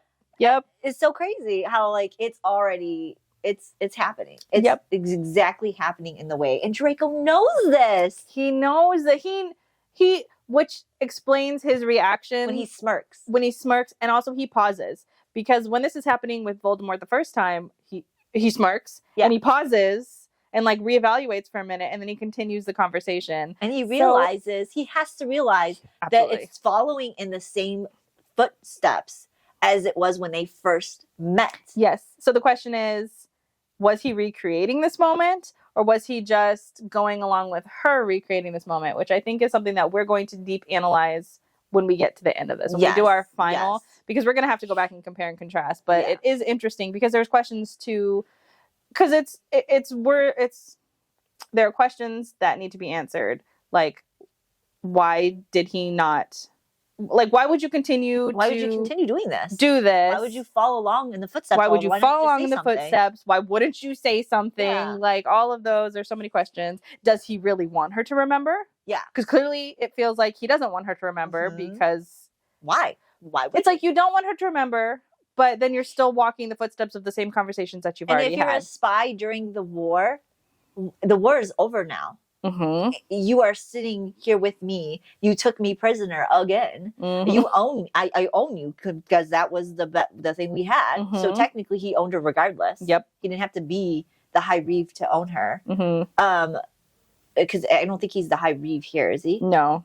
I think that's just a thing after the war. But so he already owned her anyways with her willingly giving herself to him. So it's like, why is this a thing? How did he not have her if he already owned her? Yep. We're going to get into that, but it's just like, what's going on here? What's going on here? But yeah, so then he goes in and he explains a little bit more about the training that he received. And basically he says that when he trained, someone would hold him down and crucio him and someone would break into his mind. Could you fucking imagine? This guy's got to be the best occlumens in existence. The fact that somebody's trying to break into your mind while you're being tortured and you still manage to perfect that. Wow. Yeah. And he's surprised because like when he goes in her mind, I think he starts to realize that she's able to do certain things. But the best trainer for her to have, I would be flattered. Yeah. Oh, you want to do occlumency with me? I'm never going to get that right. Anything he does. But yeah, so he slams in her mind one more time just to like throw her off guard. And then when he gets out, which he doesn't really do anything much after he goes in her head, he gets out of it and he just throws her a scroll and then he leaves. That was the end of their second meeting. Yes. So after that meeting, they go to a next meeting and he just does normal stuff, goes into her mind. Nothing outrageous. He doesn't like flirt with her or anything before he goes. Or not flirt with her, but straight up make out with her. And then he goes into her mind. He makes her relive some deaths that she doesn't want to dwell on. By accident, he found the conversation with Snape because she flinched when he went for it, which might as well just hand him your playbook at this point. Yeah. Because that is a serious conversation that should have been hid. But, of course, she flinched. And then... And then this lovely scene where he finds the memory of her naked, standing out of the bath. And she says that he lingers on it way after the memory has passed. And she says that this is like one of the most embarrassing things that have happened to her. And he tells her that something along the lines of she looked... No, I don't think he says it here, but he does. He does tell her that if he would have seen this memory beforehand, he would have asked for somebody else. Yeah, he says you're rather scrawny. Yeah. If I would have seen this. That's like, why they gotta jab it in like Yeah. that? Both of them, both him and Snape. Fuck. And then Draco tells her that her mind is like extremely organized. yes, and then that Moody did not teach her this. Yeah, he realized that this is not something that Moody could have taught you. Mm-hmm. And he goes, well, how did you learn it? She goes, I learned it with a book. And he's like, oh, of course, you learned it in a book, which is kind of funny because he tells her later he too learned it from a book. Yes. Mm-hmm. But, yeah. So she tells him he learned it from a book. He goes, of course. And then he goes, oh, you definitely a natural occlumens. And she goes, yeah, she confirmed it by saying that she learned it from books. Because you can't teach yourself learning it from books if you aren't a natural occlumens. Yes. It's too difficult. And he tells her that he's one himself. Yes. And kind of says, they reevaluate each other. They're just sit there looking at each other like, oh, fuck. What are the chances? We have to, both of them are like, now we got to change our strategy. Yes. So kissing her, making out with her isn't going to work anymore. Nope. He realizes that this is a battle of the minds now. Yep. They both do. Yeah. And then he also tells her essentially that he's going to continue teaching her, but that she should learn rather quickly. And then he draws closer to her and he touches her chin lightly, tilts her head further back. And he tells her, you're so full of surprises. And she says, do you say that to every girl? And she says it in a cute, like flirting voice. And she's even surprised that she said it herself. Just like the time she said it before. Yeah. When they were flirting after the New Year's Eve party. Yeah. Because he says, and he like looked at her in the New Year's Eve party. Like, yeah. In the New Year's Eve party, he's catching it. He's just like, oh, this girl. Yep. Yes. But obviously Draco knows, but Hermione doesn't. So it's kind of a... And she even says there's something about this in the previous chapters that she feels like she's playing a chess game blind. Mm-hmm. She is. Yeah. Because now we know Draco holds all the cards right now. Draco knew everything. Draco knows the whole time. And this part was 100% him because he says this first. You're so full of surprises. And that's what triggers her, obviously, to respond. But he is also the first one who says that in the hallway. You're so full of surprises. So he's the one who led that one.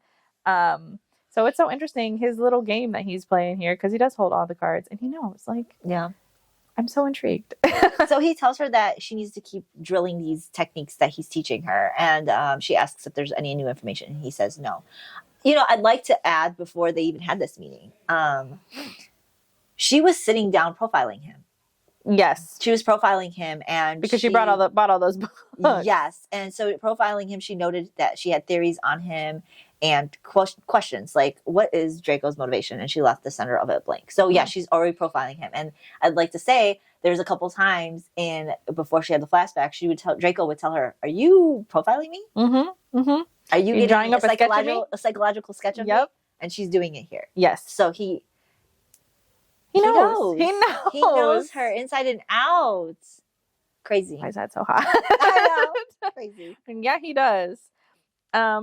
So yes, he does. She has, so she bought all these books, and that's what she's doing on her off time. Yeah. So she's even doing that after this. So when she leaves Draco this time too, she's going back to Grimmauld Place, and she's just prepping her ingredients and studying Draco in her mind. And she'll continuously do this. Yes. She goes back and forth to continue to draw this sketch of him because he is quite an enigma. And she's like, oh, he's not as cruel as I thought he is. Yeah. I mean... we don't already know that. And she's like, now obviously he's an excellent spy. Snape was right that he's a natural occlumens, and the information that he's providing is so useful that they were able to already raid a prison and get more than 50 people out. And now the Grimmauld Place is like so full, stacked of people, and the infirmary is even more crowded with people that are seriously injured, because that's the only ones they take care of. They take care of the seriously injured. Yes. And so a lot of people came back with different ailments and issues, and so now she's intensely working to take care of those people. And she's thinking a lot about the same stuff that she's always thinking about, right? So she's wondering about his motivation. She doesn't believe, despite the fact that his dad was an adamant follower of Voldemort, obviously it's pretty well known that he's really not, at least to the Order it is, because if it was super obvious, I'm sure Voldemort would have known. But basically saying that, his dad was, but he's not, so what's the motivation? Obviously he's not truly interested in her, at least not physically, so like, why did he pick her? Why is he messing around with her? So she's just thinking a lot about that. Obviously she doesn't understand because She doesn't know yet. She doesn't know anything. This is like 3 meetings in. So now that she's pondering this, like she always does, Charlie pops in and tells her that Snape came looking for her to give her a new recipe, and the new recipe was given to Poppy. So she goes to to heal a new curse, which she already kind of knew because she was present when he was doing it. So she goes to Poppy and to get she gets a vial and the recipe for the potion, and she keeps telling herself, "God, I hope I have the ingredients for this because the Order can't afford it, and if not, it's on the black market where they get it, and you can't go to an apothecary because the apothecaries are visually watched." Yes. And also they're traitors or they're terrorists, so they can't go buy supplies. And if you remember too, and before the flashbacks, the Manticore venom was completely being watched. They mentioned that all the potions ingredients are strictly watched for specific things, and it would go to the counter curses and stuff. So yeah, in this particular thing, the anticore venom, and I can't say that. One of the potion ingredients is being watched, and you can't just go and forage it. Yeah. So she says that it's the Order, because isn't it a spider? The Acromantula is a big spider. Yeah. So she can't get it. So she gets a little vial from Snape, and she recognizes that she can't make no mistakes. This is going to be really hard, and she hopes that it's going to take at least a week because she doesn't have one of the potion ingredients that she's got to go get in a full moon. Yes, it's the fluxweed. Yes, and that's like next week, she says. It's available. It's for her to go forage. So when she goes and she tries to talk to Charlie, and Charlie was like really pissed off that Snape is even doing this. He's just like, I don't understand why Snape doesn't sabotage everything, and if he's really on our side. And Hermione's just sticking up for him. I mean, because it's the same argument. Yeah, it's the same argument everybody has with it. And Charlie's just like, I guess, and then he leaves. Yeah, that's the end of that little. But that just shows you the feel of how everybody is towards Snape. Yes, which is just visions of black and white. That there is no other alternative. You're either good or you're bad. There is nothing else. But then while she's there to, I think there's an incident in the hospital that happens where Rolanda Hooch. That's a name. Yeah. She's been cursed with a miscast spell that was slowly opening her trachea, and it had to be healed every 2 minutes. A miscast curse was unlikely to happen again. However, miscast curse can't likely happen again because it was an accident. So it's not going to be something she has to worry about. And it's jumbled, so she can't even dissect it and figure out how to do a counter curse in order to stop it from happening now to her.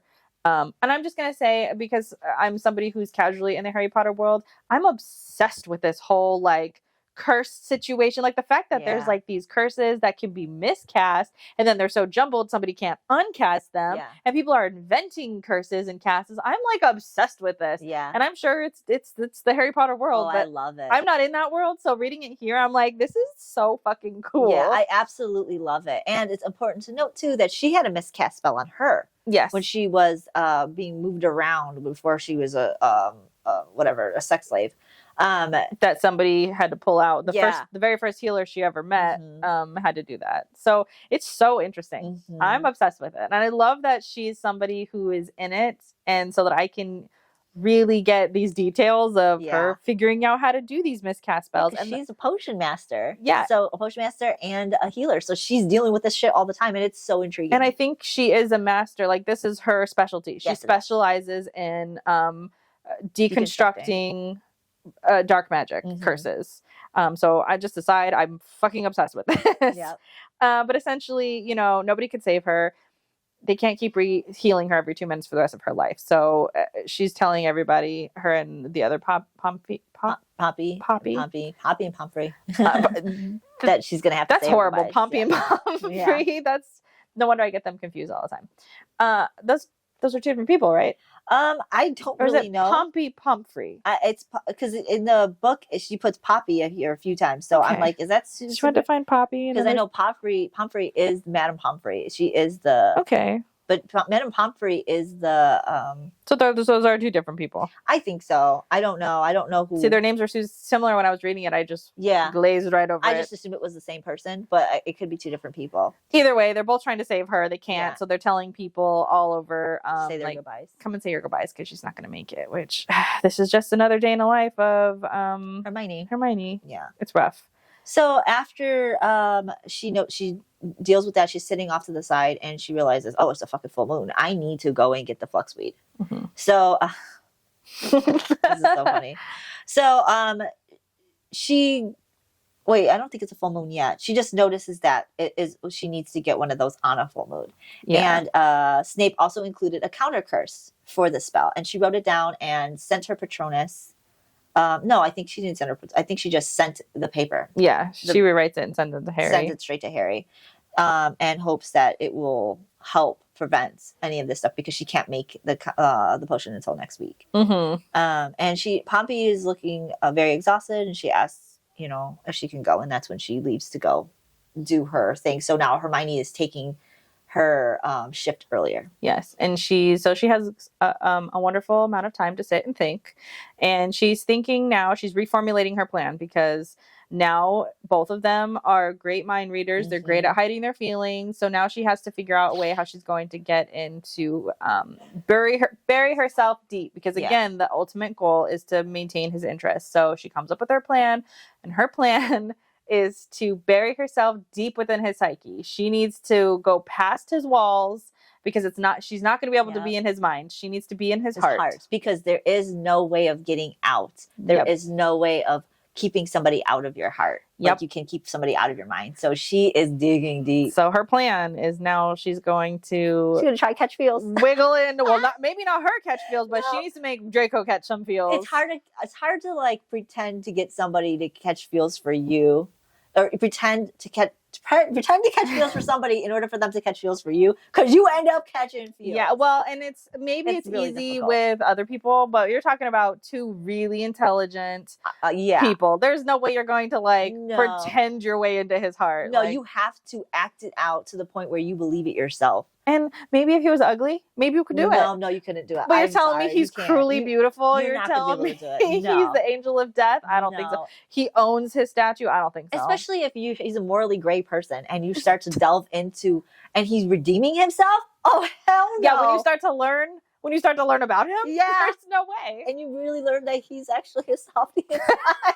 He's a big teddy bear, but he's burning the world down. Like I can't. I would not be able to handle this. So ridiculous. We are. It's okay. I fully accepted that. I'm sure there's a bunch of us out there who all feel the same. Oh yeah, there's a fan base for Draco, and there's a reason. We are in good company. Yes, love it. I just love it. I love there's a whole group of people who are just following along with us. Yeah, and having the same. They get it. Like I don't have to explain myself to you. You get it. We just completely understand each other. Yeah, you get the non-romantic romantic moments. Like you get it. The moments that are so toxic but are so great, so hot, so romantic. You get it. I don't gotta explain it. We got it. We're on the same page. But yeah, so at that point she just is thinking about it. She's pondering about it so heavily. But that's the end of chapter or flashback 4. Mm-hmm. So the beginning of flashback 5 is their next meeting. I love that these flashbacks just drop in, apparate right in. Yes, I love it. Boom, Draco. That's all I care about. Please get me to the next Draco chapter. That's how we were. But this one, he does the same. He behaves the same. He does his occlumency with her, but this time he didn't make it hurt. He did it very swiftly and very softly, and he barely spoke or touched her, and he didn't pry or poke. It was a very smooth practice, and she pretty much just asked him like how did he learn to do this, and he told her it was a book. He has a huge library in the manor. She's swoon. I know, swoon. Yes. She's swooning right now, which is also the manor that Astoria hexed, or the library. Astoria hexed. Fucking Astoria. Pretty shitty. But obviously he's not married in this. No. Let's note that right now too. Yeah. I forget that he's not married. Nope. Right now. He's single. Single and ready to mingle. He's ready to mingle. But yeah, so he doesn't have a wife yet. But you already know that Voldemort told him to marry. So Yeah. when did Voldemort tell him to marry? Must have been after this whole war. So he doesn't. He has a huge library, and he learned it from a book. And he told her that he's actually experimenting on her because she's also a natural. So it's rare that you bump into a natural alchemist. So that he is experimenting on her with different techniques. And she goes, "Does it require physical touch?" And he goes, "I just do that because I can." I just do that because I can. I can't with him. So I would be signed, sealed, and delivered. And then he pulled her forward and kissed her. And it was a cold kiss. It wasn't even like the passionate kisses that he's been doing. Just she says it's as a reminder that he owns her. It was a power play. Yeah. I could touch you whenever I want because I own you. Then he hands her another scroll, and it's the counter curse information, the same shit that Snape's giving her. Yes. And she's like, he wouldn't know that. He wouldn't know that Snape is giving us this information. So it just shows how valuable his information is. And she thanks him. And he just doesn't know what to do with that. Yeah. That gratitude. Okay. And he also says that before he leaves, he asks if there's a safe house somewhere with a bunch of children. And she's like, yeah, there is one. And he tells her that it's been noticed and that she should probably tell everybody to get those kids out before they go investigate because they'll probably do it within the week or something like that. Yeah. And so she's like, oh shit, I gotta leave. I gotta hurry up and leave. And so as soon as she leaves, she makes it her mission to get take care of the kids. She sends an otter, her Patronus otter, to McGonagall and also to another one to Kingsley, I believe. To pretty much tell them like, hey, go get the kids, take them out. And she assisted with them. I think she did 3 trips. Yeah, and they said it was a huge thing because you can't, they didn't want to do flu powder. They didn't want to... Flu choo-choo. Flu choo-choo. That's what we call it. They didn't want to do like carriages or anything. You don't want to... And you can only operate some of them at a time, and it's like a huge issue. So a lot of them had to be on broomsticks. Yeah. I think Hermione did operate some of them, but then they were screaming and crying and throwing up, obviously, because I imagine a lot of them are kids. She was doing toddlers. She was taking care of toddlers over to the... But they did manage to get them all out before anybody came and saw.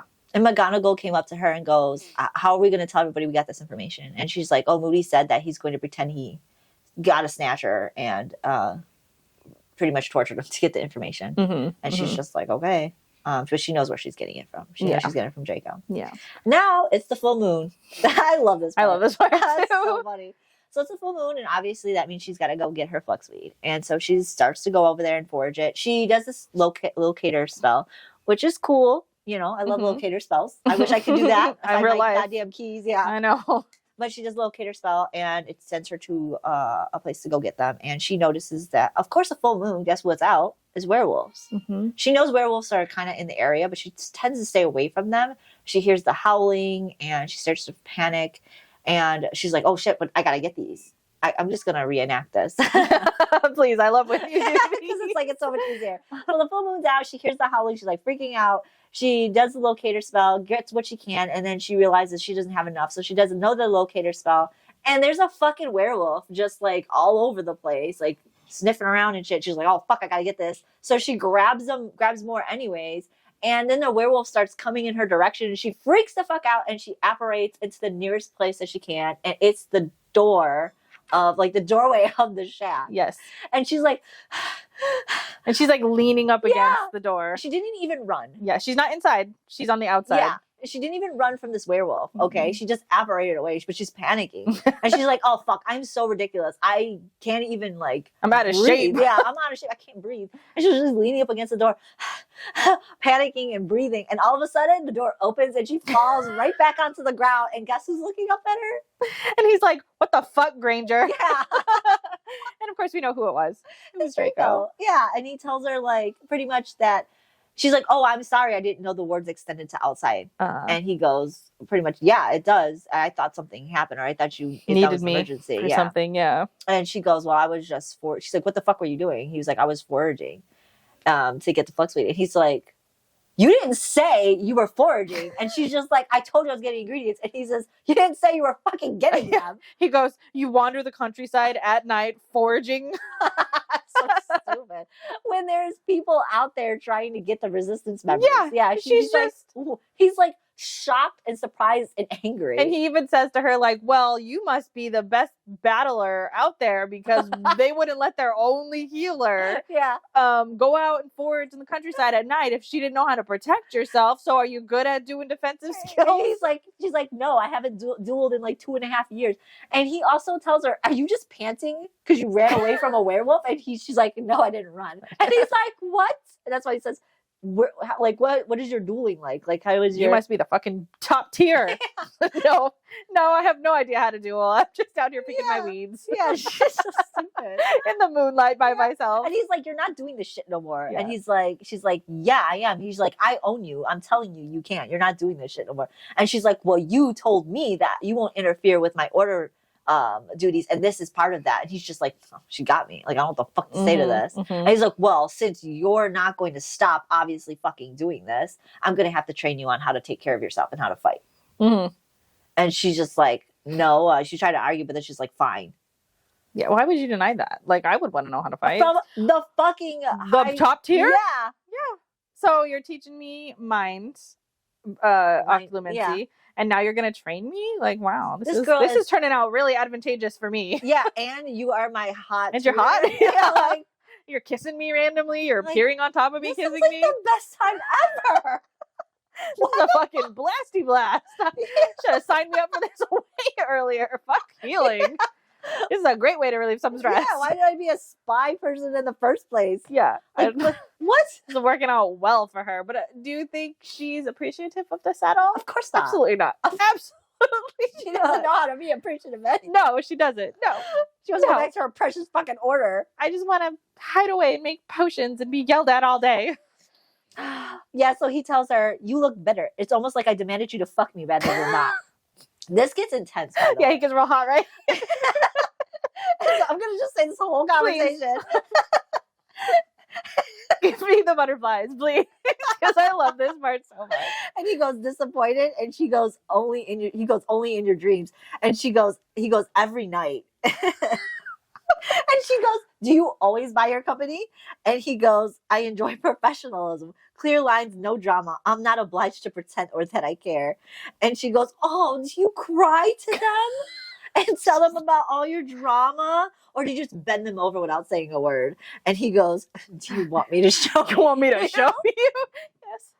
Yes, please.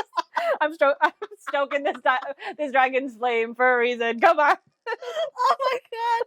Yeah. She isn't tickling. Oh yeah, she gets to that. She's like, not tickling the dragon. Yeah, oh my god. Woo. And she goes, you won't.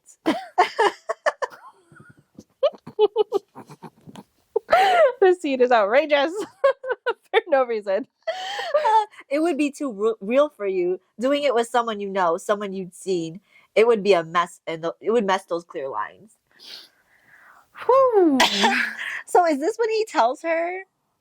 No, this isn't when he tells her. Is it? Yes, it is. Yes, it is. Yes, it is. So, like, she's like, he's taunting. They're going back and forth and taunting each other. But at the end of it, he tells her to just fucking strip.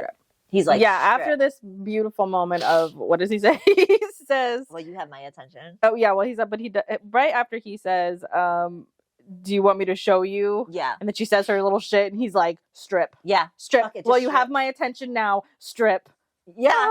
And he even tells her, this is the point where he tells her, it's been bothering you, wondering when I was going to fucking do this. Uh-huh. Mm-hmm. And it's eating you alive. So here it is. Strip. Yep. That he had all the power while she was just nervously, anxiously waiting for him to do what everybody assumed that he called her in there to do. Yeah, he says, well, now you have my attention, so do it. Strip. And he just keeps telling her. She just keeps on fucking blabbing. And he's like, do you want me to do it, or are you going to do it? I don't know. I feel like, come do it. Come on. Come on. You want it? Go ahead, do it. Come on. You talk a big game. Let's see it. I would be taunting him so much. So would I. I would be mad. I'd be like, covering my mind, see all the dirty thoughts I'm fucking thinking right now. Because this is the reaction that I'm waiting for. Let's go. Too much. It's too much. So yeah, so like she starts saying her shit, and he just keeps on telling her to strip. And I think as she's about to like get her clothes off, she starts telling him that he's no different than Voldemort. Mm-hmm. That you like hurting people that's are weaker than you, innocent and weaker than you. So you're no different than Voldemort, and he gets fucking pissed. Yep. he gets so mad and he just starts screaming. He like rips the door off the hinges and tells her to get the fuck out. Get the fuck out. And she just grabs what she can and she fucking leaves. Because she's like, she's scared now. Yeah, now she realizes. Yeah, now she talked a big ass game and now she's scared. Yeah, and she's like, why did I fucking do this? This is fucking Draco who had killed people. And it's not, I didn't tickle the fucking dragon. I bashed the sleeping dragon's head with a beater bat. Yep. Like, yeah, you're dumb. You shouldn't have done that. Yep. And you antagonized him the whole time. Absolutely antagonized him. And for what?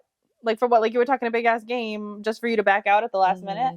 And it's interesting, too, because she blames it on the fact that maybe her adrenaline was still running and that's why she was being extra sassy about it. But at the end of the day, now she's terrified because not only is it that she riled him up, but it has consequences outside of just those two. Like, she's here for a purpose. Her purpose is to keep him interested so that he can continue to give the Order secrets. And now she's feeling that she has just jeopardized this. Yeah, she thinks that she may have failed.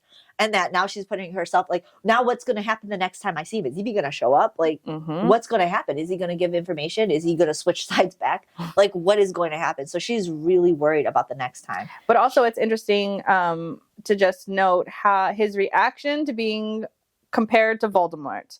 He is not a fan, which is a little... You would think that he would take it as, like... Since he's ruthless. He's his prodigy. He took him when he was 16. Like, but then you compare him and he's angry about it. Like, he is so upset. So little sneak peek into his psyche. That's actually really good to take note of.